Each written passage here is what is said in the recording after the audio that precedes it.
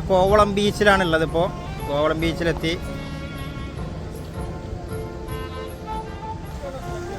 കോവളത്തെ റിസോർട്ടുകളൊക്കെയാണ്. ഇവിടെ നമുക്ക് പ്രത്യേക തരത്തിലുള്ള മീൻപിടുത്തം കാണാം.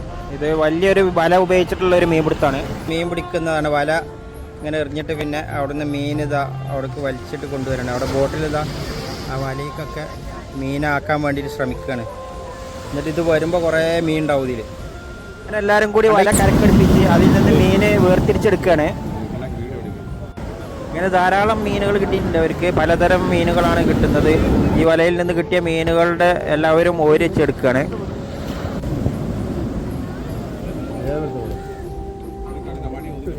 ഇതിൽ കുറേ ജെല്ലി ഫിഷുകളും വേണ്ടാത്ത മീനുകളൊക്കെ കാണാം. അവർക്ക് അവരിതാ പുറത്തേക്ക് വലിച്ചെറിയാണ്.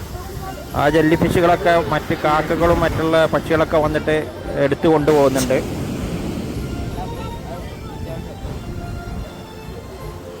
അങ്ങനെ കിട്ടിയ മീനുകളൊക്കെ അവർ വീതം വെച്ച് എല്ലാവർക്കും തുല്യമായിട്ട് എടുക്കുകയാണ് ചെയ്യുന്നത്.